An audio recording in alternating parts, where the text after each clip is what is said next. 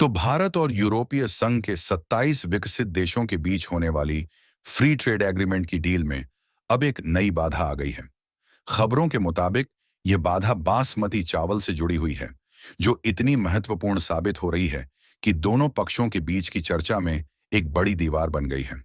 इसके अलावा यूरोप का एक प्रमुख देश स्वीडन भारत में अपने छोटे मध्यम उद्यमों एमएसएमई को बढ़ाने की बड़ी उम्मीद रख रहा है। लेकिन भारत और स्वीडन के बीच व्यापार संतुलन अभी असंतुलित है। साथ ही डब्ल्यूटीओ में अमेरिका ने भारत को एक बड़ा झटका दिया है, जहां कुछ प्रस्ताव को अस्वीकार कर दिया गया। वहीं भारत इलेक्ट्रॉनिक्स लिमिटेड ने रक्षा क्षेत्र में 712 करोड़ के ऑर्डर हासिल करके अपनी स्थिति मजबूत की है। आइए इन सभी मुद्दों पर विस्तार से बात करें। लेकिन पहले, अगर आपको यह जानकारी उपयोगी लगे तो इसे अपने दोस्तों के साथ साझा जरूर करें। दरअसल कुछ समय पहले यूरोप भारत से दूरी बनाए हुए था, मुख्य रूप से अपनी उन्नत तकनीक को भारत तक पहुंचने से रोकने के लिए। लेकिन भारत ने खाद्य पदार्थों और उच्च गुणवत्ता वाले उत्पादों में यूरोप को इतना निर्भर बना दिया कि अब यूरोपीय संघ भारत से अलग होना नहीं चाहता। कई बार यूरोपीय बाजारों में भारतीय उत्पादों को अस्वीकार करके वापस भेजा गया, लेकिन अंत में कोई विकल्प न मिलने पर उन्हें भारत से ही सामान लेना पड़ा। कारण साफ है, भारत जैसी गुणवत्ता और कम कीमत पर उत्पाद उपलब्ध कराना अन्य देशों के लिए मुश्किल है। इसलिए भारत चाहता है कि यूरोपीय संघ के साथ फ्री ट्रेड एक्सेस मिले, ताकि बिना आयात शुल्क के अधिक सामान कम कीमत पर यूरोपीय उपभोक्ताओं तक पहुंचाया जा सके।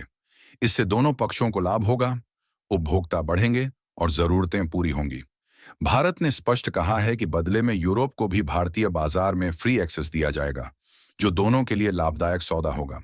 पिछले कई वर्षों से यह चर्चा चल रही थी, लेकिन यूरोप कभी गंभीरता से तैयार नहीं हुआ।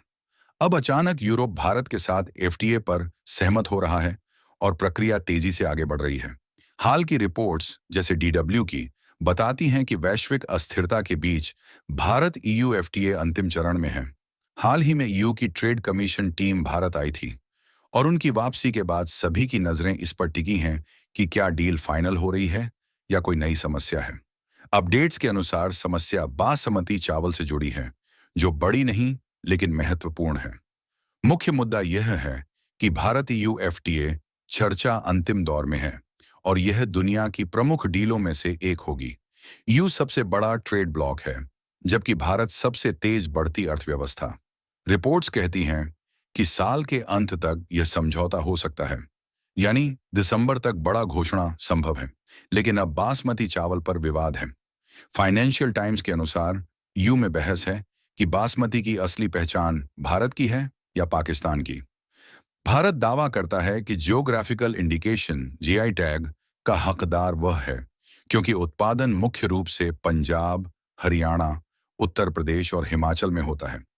पाकिस्तान भी यही दावा करता है। अब ईयू को फैसला करना है, जो बड़ा चुनौती है। फाइनेंशियल एक्सप्रेस और सीएनबीसी टीवी 18 की रिपोर्ट्स बताती हैं कि जहां समझौता हो चुका है, करीब 60 से 65% अध्यायों पर उन्हें जल्द लागू किया जाएगा। इसे अर्ली हार्वेस्ट डील कहते हैं, ताकि लाभ तुरंत शुरू हो। पाकिस्तान की भूमिका यहां महत्वपूर्ण है। वह जानता है कि अगर भारत ईयू डील हो गई तो उसकी निर्यात अर्थव्यवस्था को नुकसान होगा, खासकर टेक्सटाइल, चमड़ा और कृषि उत्पादों में। इसलिए पाकिस्तान बासमती विवाद को उछाल रहा है, दावा करते हुए कि यह उनका भी ब्रांड है। ईयू ने इसे फिलहाल टाल दिया है, लेकिन सच्चाई यह है कि बासमती भारत की ऐतिहासिक विरासत है और भारत ने अंतर्राष्ट्रीय मंचों पर इसे साबित किया है। अब एक और सकारात्मक खबर, भारत इलेक्ट्रॉनिक्स 712 करोड़ के नए ऑर्डर मिले हैं, जो आईटी इंफ्रास्ट्रक्चर, साइबर सिक्योरिटी और संचार प्रणालियों से जुड़े हैं। इससे भारत की रक्षा और तकनीकी क्षेत्र मजबूत हो रहा है, न सिर्फ हथियार बल्कि साइबर क्षेत्र में भी। दूसरी ओर अमेरिका से चिंताजनक अपडेट, डब्ल्यूटीओ में अमेरिका ने भारत की उस मांग को अस्वीकार कर दिया जिसमें तांबे पर 50% शुल्क पर चर्चा की अपील थी। भारत इसे सुरक्षा उपाय मानता था, लेकिन अमेरिका ने नियमों के बाहर बताया। इससे लगता है कि अमेरिका व्यापार युद्ध की ओर बढ़ रहा है, खासकर उभरते देशों के साथ। उधर यूरोप की स्थिति अलग है। स्वीडिश एसएमई भारत में निवेश बढ़ाने की योजना बना रहे हैं, खासकर स्वास्थ्य सेवा, औद्योगिक ऑटोमेशन, मनोरंजन और नवीकरणीय ऊर्जा में। वे भारत यूएफटीए पर भरोसा कर रहे हैं। आप इन खबरों पर क्या सोचते हैं? अपनी राय साझा करें और ऐसी जानकारीपूर्ण सामग्री के लिए अपडेट रहें। जय श्री राम। हर हर महादेव।